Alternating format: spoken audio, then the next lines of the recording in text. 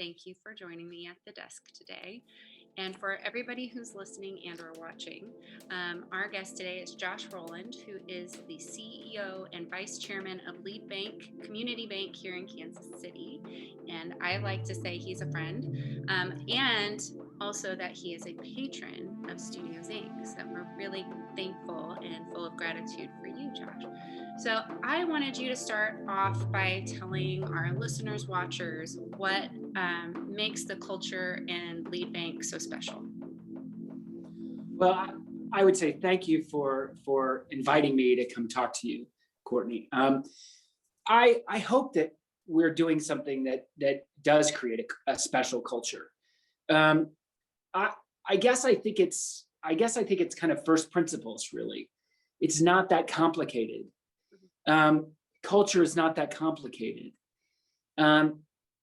It's about human beings. It's about really human beings interacting with others and allowing that interaction to create something bigger than we are as individuals. It's just, these are kind of first principles, especially in this country. You think of e pluribus unum, right? Out of many, one. The notion that we create a country out of all of our people and all of our difference and all of our uniqueness. And so that's what we're trying to do at the bank, is basically create a place where, whether you're a customer or a staff member, or even somebody who is in the community, like an artist or a creator, or that they all benefit from our presence here. Because in our own way, we're trying to help, with our own skill set, with the toolkit that we have as bankers. We're actually just trying to be part of a greater and greater culture all the time. So that's at the core of it, is like, how do we express ourselves as human beings, even though we have jobs to do and it's about financial affairs and stuff? How do we do that in a way that's really humane? Mm-hmm. And that's kind of how we work and think about culture here. I can attest to that personal connection, because one of the first times you and I had a conversation was at a Moxa event up on the rooftop. So yeah. If anybody's been to Lead Bank in the Crossroads, they have this wonderful event space that overlooks the Crossroads, and it's an indoor-outdoor, and there was a Moxa event. And it is just wonderful, the support that you show, not only for the arts, but other nonprofits. And that's one of the first questions, beyond just please tell us about Lead Bank, is what is the drive and the importance for businesses, banks, and other businesses in the Crossroads and Greater Kansas City to support the arts or nonprofits? Well, I mean, I think it goes to the question of what will make our community successful. And a few years ago, we restated our mission. We examined it, we restated our mission. And we came up with a formulation that I think answers your question, Courtney. It is, we will be at the heart of the success of our communities. Now, we formulated that mission around the idea of, it's not always just about us serving them with a financial product or service. That's not the essence of what banks do. Banks exist within a community and provide a kind of a stability about the financial affairs of the entire community, whether you're an individual or whether you're a small business or a not-for-profit. So then you think, our communities, we intentionally defined that stated that as a plural. It's not our community. It's not us. We don't control it. We're not in charge. But everyone who's a stakeholder in the welfare of a community, we believe we have an obligation to serve in some ways, as an advocate, as a sponsor, as a service provider, or just as a citizen, right. Just as a kind of a citizen. So when we think about Moxa, or we think about Studios Inc., and we think about ways that we can apply ourselves, we can't we can't stop cancer, right? We're a small bank. We have a very limited, influence and power, but we do have some. So what are ways that we can identify that we feel are genuine to us that actually create success in the community? And what you're doing at Studios Inc. to provide a space for makers and creators, you're creating a community. And what you do in that community benefits Kansas City. It benefits this little area of artists and fans. It benefits us, but it also benefits the larger Kansas City community. So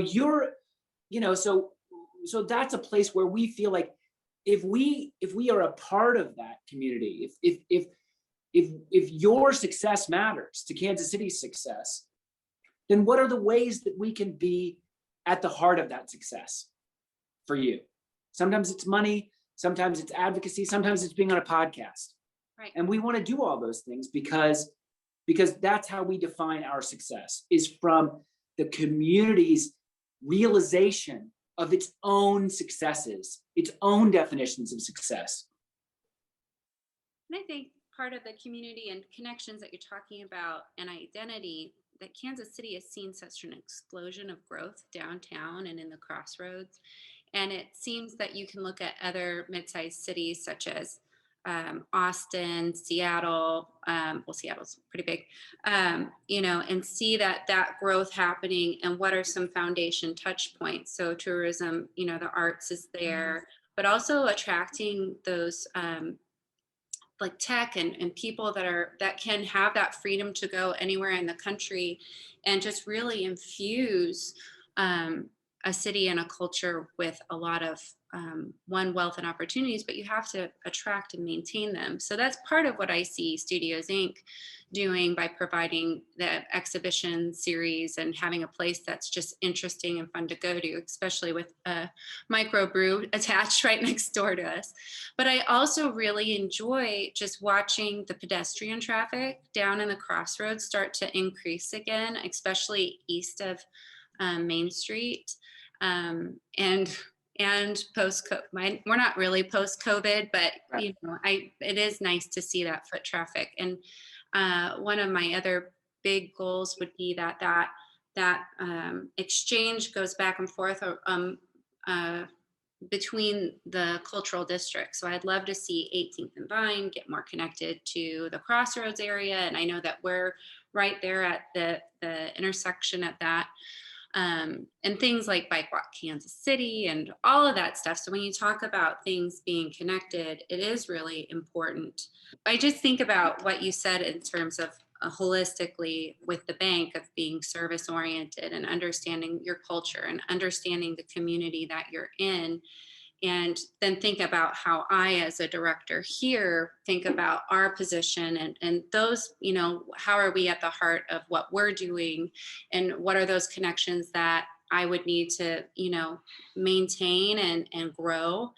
And I love that you touched on all of those, because I believe that it is important. And it made me think about what were some of the considerations you had before you opened your Crossroads location then? I don't think this is going to give you a very good answer. Okay. Because it was just immediately obvious to me. I had no doubt. Like, there was no question. I found out a few years ago, actually, that there were people that I thought, like on my team, on the team here, there were people thought that I was crazy, that this was a crazy decision. And I was like, I grew up in Kansas City, and I drove by this building for years and years and years, when I was a kid. And it used to be the mobile phone building, and I think it was at the time when my father, had he had a like a CB radio in his car for work. Like he would get, like he worked for Kansas City Southern, and they installed a CB in his car, right? And so, and then they eventually installed a car phone in his car. But I saw this building with this mobile phone thing on it for years and years. And I was like, that's cool. What's that? That's cool. Well, then the building, I asked my friend Christian Arnold, who's an architect at Clockwork. I said, what do you know about that building? What do you know about that building? And he said, well, actually, I know the owner. I'm going to find out for you. And they had a conversation. It was Ann Phillips, the Phillips family. And they were interested in selling the building to a family business, and that was us. And I never looked back. But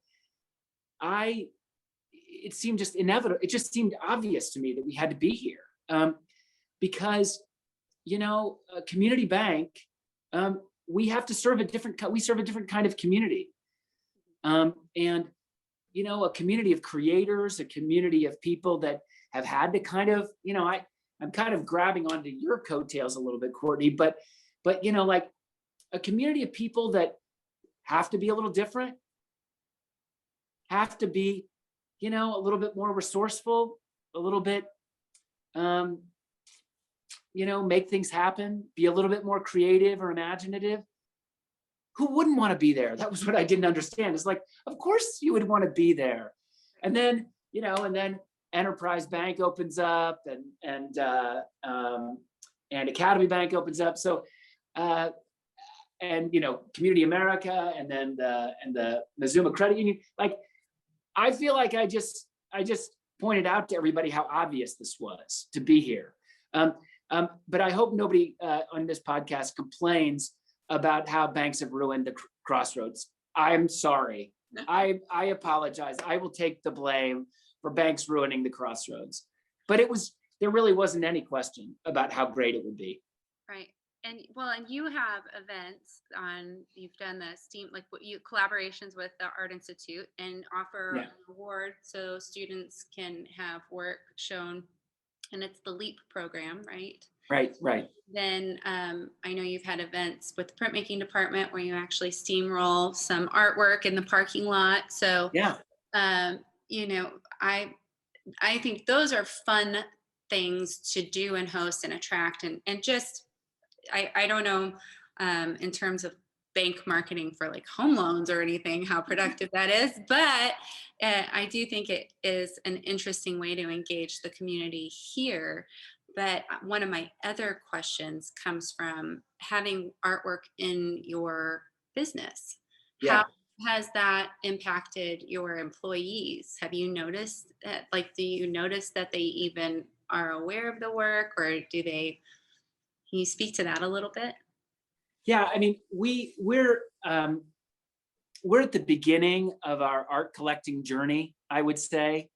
I've always been a little bit worried about that from the standpoint of trying to find real art and not bank art. And I shouldn't say that because now we've got some that might be classified as bank, but I think that we've gotten some work now, and I think that people are really moved by it. That is, the staff is really moved by it. You look at this image behind me, and it's a young woman, and a young woman is part of the subject of that painting. And we have other pictures that have representations of people in them. And I think what those works do in their different ways is engage people with the human experience. And good art does that. And good art can be differentiated, I would say, from bad art in the question of the way it makes you respond, either quietly or expressively. to things that you didn't necessarily expect. But that's about a human interaction. You know, that's what's so amazing about great works of art, is that they could be two-dimensional, three-dimensional, or they could be music, and they can provoke a very human moment, you know, that feels alive, that feels like vitality is being shared, you know.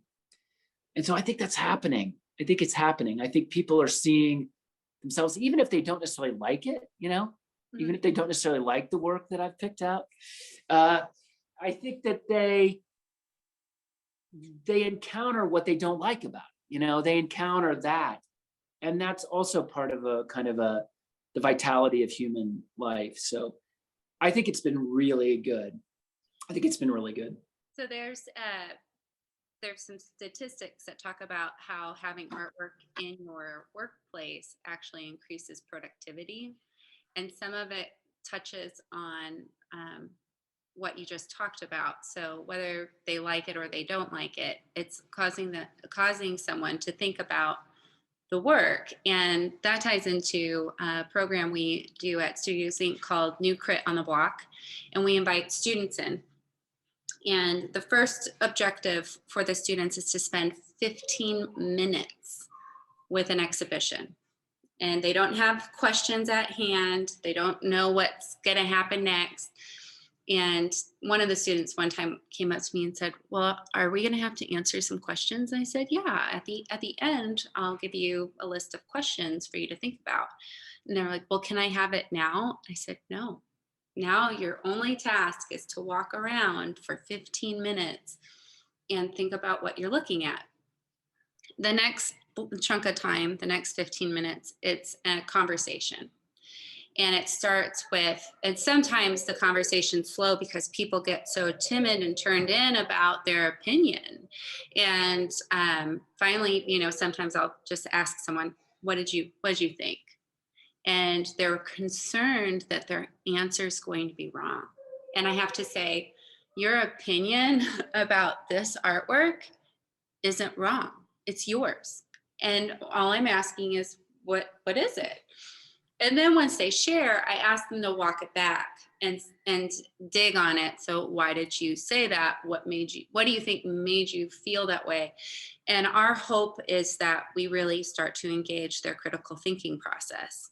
So whether these students are going to end up being an artist isn't really important. They may end up being a banker. They may end up being a doctor, but they're going to hopefully be someone who's confident in expressing their opinion and know how to even support their opinions further by just asking some simple questions of, well, why? Like, I really like this artwork behind me. And if I dug back on myself, I'd say because it makes me laugh, or because, it looks like a commercial painted sign, but it's actually a fine work of art on canvas, and, the playfulness of it, or, all of that. So I love the idea of art in a workplace being a means to increase productivity, because you're just, like you said, whether they like it or not, they're thinking about it. And if we stay engaged with our if our neurons are firing, we're just going to be more. It's like a warm up on a treadmill before you go run your marathon. You're already thinking. So I like that. And I also know one of the things is people feel invested in when you elevate a space with a work of art. So if you had just blank walls, you're going to feel more institutional. And if you put a work of art on there, it's going to feel more invested in. So I love that you have a collection for Lead Bank. And I'm excited to hear what more people think about the work that's going on the wall. And it's enriching the culture, not just at the bank, but of the community. And it's one thing I talk about with other leaders of different arts organizations, because I think some leaders can fall victim to siloed thinking, and this idea that I have to protect either this level of expertise or this group of supporters and keep them to myself, or visitors as mine. And I like that I see some of that changing with the different leaders of wanting to be more collaborative and interactive because, for example, Belger, which is really close to us, or Charlotte Street, we're engaged in the same type of work, but we all do it so differently. And my perspective is when I travel somewhere, I don't want to just eat at one restaurant. I want to go to some place with a wonderful culinary culture where I have so many options. I'm going to have to plan multiple trips.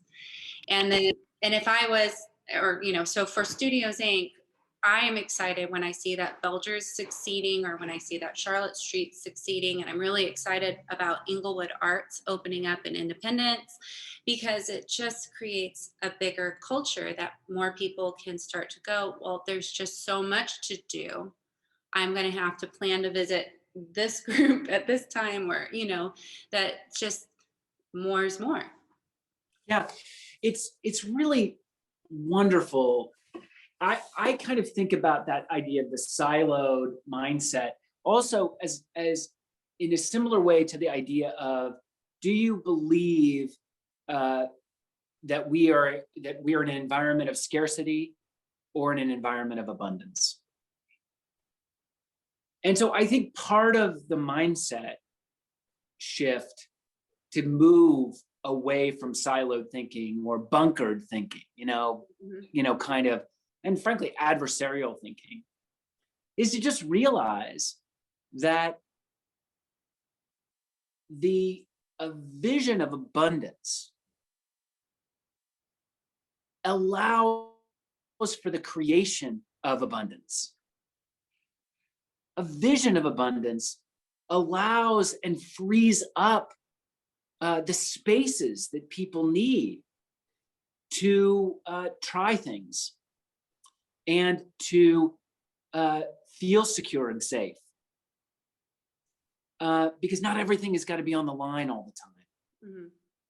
And I don't mean, again, I hear myself saying this, like, gosh, I don't want to appear to be naive about where people struggle and about what the struggles in this community are, because they're very real. But honestly, I don't know how you solve problems of injustice and exclusion and marginalization without an abundance of welcome, an abundance of justice, an abundance of generosity. You don't solve poverty by becoming more impoverished in your minds about people. You solve poverty by adopting an idea of abundance and that there's plenty for all. We just need to work on figuring out how to get it. And that the notion of creating spaces, as you've done, where an abundance, where we're eliminating a worry, right, for the artist community that you serve, creates an opportunity for an abundance of expression. And that's the whole thing. That's the whole thing to me. We live in a fabulous country, warts and all, horrible warts and all, but still unprecedented in what we could do if we believed in the application and the opportunity of abundance, and we worked on delivering it, not holding it for ourselves. Right. And when you touch on the studio space, and I understand not everybody who is aware of Studios Inc. truly understands what we do. I believe the name of our business sometimes is a little vague, but with the studios, so we have 10 studio spaces that we offer, and they average 2,500 square feet, independent individual space for these artists. And it's for a period of 3 years. And through some other organizations that I help facilitate funding for residencies, I know that is rare, that the term is 3 years, that the amount of space that you get is rare, and that you don't have to pay for it with cash is just like the holy grail of residencies. And that exists here in Kansas City. And it can be in tangent to and cooperative with Charlotte Street or with Belger or with all of those. So then it's even a more, like you talk about, abundance of opportunity in terms of partnering and networking throughout. I think some of your perspective on the arts, or maybe some of your motivation that you get from it, is this idea of risk taking too, and creativity, and a little bit of why not, or we haven't tried that yet, let's see what happens. Is that hope that we have when we award a studio space to an artist, that in the 3 years that they're here, that there may be some evolution of some sort, or a catalyst, whether it be an increase in production, meaning that they just are able to make so much work, or the amount of space lets them lay out everything they've ever made, and they all of a sudden there's a shift and an evolution in what they're pursuing. And then also 3 years is a lot of time to make connections with people and develop a relationship with a group that can support them. And that's another, so the patron community, and you know this because Patty Carroll, you get to have a relationship with these amazing artists that over time is so rewarding too. It wasn't just a one-time drop something off and you move on. It's a relationship with a person that fosters more conversations, that helps fire those synapses and neurons. So I love it. And I think that I also know a lot of businesses sometimes feel like they don't have a line to donate or help or sponsor, not just art organizations, but nonprofits, or to give back to the community. And I feel like when we talk about abundance too, that there's not karma, but the give back, like that you do get something, and that there is an actual benefit to giving, like that it truly does come back in some way. But I guess since I'm not totally on the business side, I don't know what that is. Is there a marked benefit? Like, do you see a return? I guess in business speak, do you have an ROI on your giving? No. And you don't put that expectation on it. That's No. the way to do it.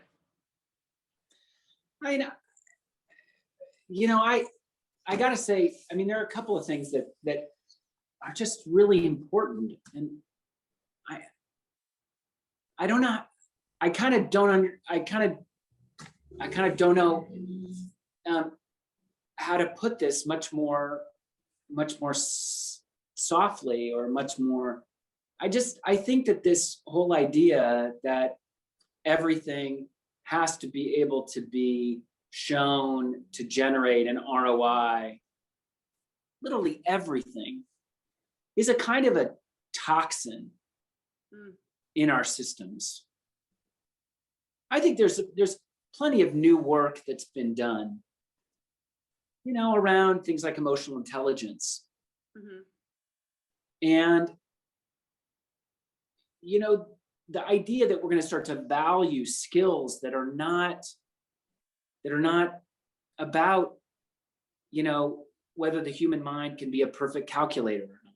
That is, we've kind of acknowledged, I think, or we're starting to acknowledge, that there are all different ways to be effective, and all different aspects to effectiveness, that there are multiple things that happen. We were just talking in this conversation about the ways in which works of art in a workplace stimulate people. And if we didn't have some consultant tell us that it produced 5% greater daily productivity, would that really be the reason we would or wouldn't do it? You didn't say that, Courtney, so I just think that there's a kind of a toxic idea about KPIs and metrics and ROI. I think I look at it this way. A bank, as I believe, frankly, any business in this country, exists in an intersection of social good, social utility, and, you know, ambition, personal ambition. You know, we don't allow certain businesses that could be very successful and profitable to exist. We just don't allow it because the factors of social utility are so clear to us that we don't permit that, right? We don't allow a liquor store to go anywhere we want it, anywhere it wants to go. We all agree on that. Right. Well, a bank particularly exists at a critical place in the social fabric of a country because the deposits that you put into our bank are insured by a bank organization, a bank funded, federally overseen organization. That means that what happens at my bank has an effect on another banker. It also means that what I do at this bank has an effect on all the depositors who are counting on the bank to be sound. Mm-hmm. I know that means that the level of social utility that this bank, this tiny little bank in Kansas City must take heed of is very, very high because our social responsibility is very high. And so I don't look for ROI on every single thing that we do for the community. You're right, I look for ROI in our business. But we're idiosyncratic. We give to some organizations, we advocate for some organizations, we don't advocate for everybody. We can't do it. We don't have enough money and we don't have enough time. So we're idiosyncratic, we're different. And we choose our organizations based on our network and based on who we think we can help and where we think we can serve. So it's different. And there are other banks that do it differently. And that's all fine. Right.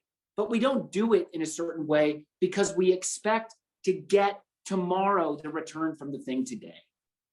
This community of Kansas City has an arts community.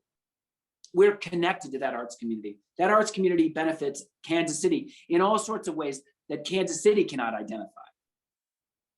Whether it's tourism or whether it's the productivity of an artist or whether it's sales tax or whatever. I don't hold us as, I don't believe that that's my responsibility. To my shareholders, we exist, all of us, at an intersection of our personal ambitions and social utility. And denying that or saying I can just hunker down and all I can do is I just need to make my money. You know, I just think I think it's short-sighted, and I don't think I think it's denying the reality of how we all exist together, codependent and co-equal in a human civilization. And our humanity, essentially. Our humanity. And how our community from that. Well, that has been a wonderful conversation. This has been a wonderful conversation. And I really appreciate the end statement because it is so nice to hear a patron understand that sometimes the giving is what's important. And there are a lot of wonderful benefits to a give. And I really do love the community that we're in Kansas City. And I'm so grateful that Lead Bank is a patron at Studios and just supporting and sees that full picture and understands the impact that you can have as a business and that holistic thinking and social, new term for me, social utility, which I love that concept and hope that we can continue to think and partner and brainstorm from a perspective of abundance and lift up our community and network of people and just keep making this better. So I really appreciate you, Josh, so much. And thank you for joining me at the desk here. You're welcome. You're welcome. I look forward to getting to actually sit across the desk from you sooner rather than later, Courtney. But thanks. It's been fun talking to you as usual. Yes. Thank you so much.